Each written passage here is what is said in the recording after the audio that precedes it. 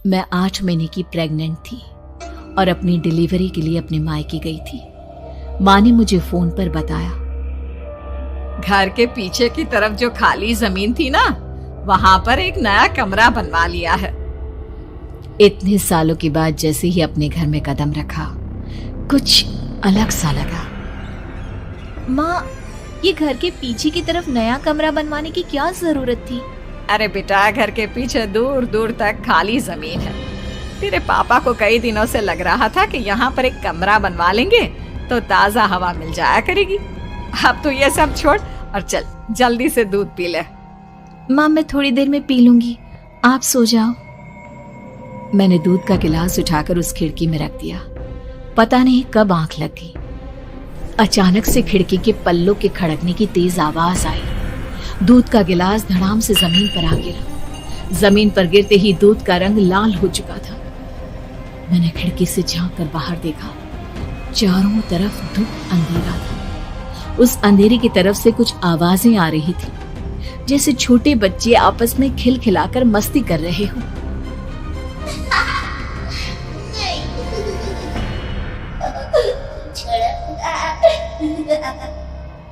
इतनी रात को इतने घनघोर अंधेरे में बच्चों की आवाज कैसे आ रही है? घड़ी में वक्त देखा तो ठीक 12 बजे थे। देखकर मैं सन्न रह गई। बुरी आत्माओं और भूतों की कई कहानियां मैं सुन चुकी थी।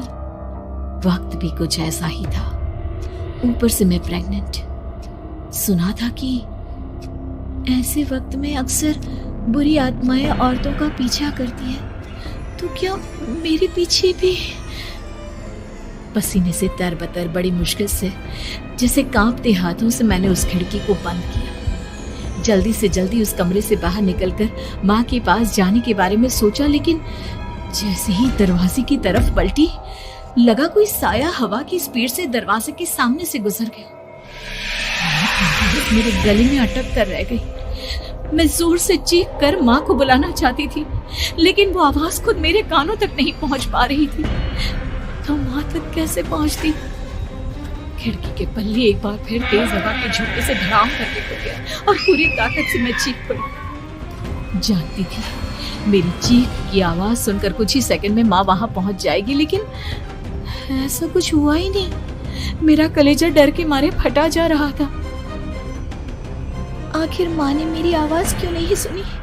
इतनी गहरी नींद में तो माँ कभी नहीं सोती।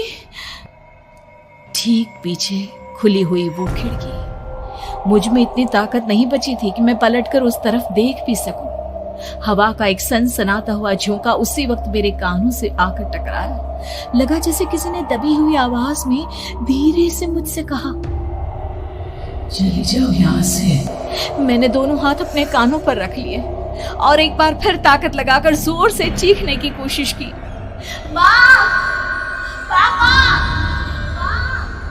मेरी आवाज उस कमरे की दीवारों से टकराकर वापस मुझे ही सुनाई दे रही थी। जितनी ताकत के साथ मैंने चीखने की कोशिश की थी, कुछ ही देर बाद उससे कहीं ज्यादा तेज और दर्दनाक चीख मुझे सुनाई देने लगी।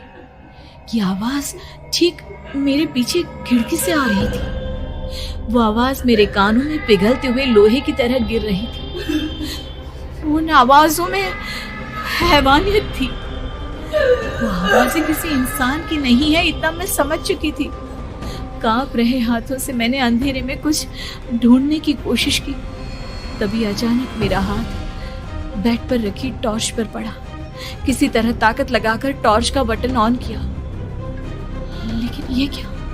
सामने दरवाजे पर 3 छोटी लड़कियां खड़ी हुई थी। उनके हाथ में स्टील के चमचमाते हुए चाकू थे।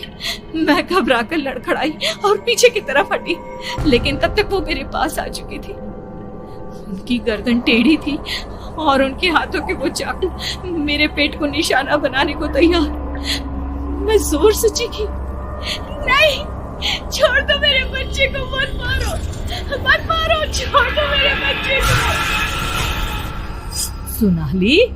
सोनाली, क्या हुआ बेटा? तू इतनी डरी हुई क्यों है? उठ बेटा, क्या हुआ?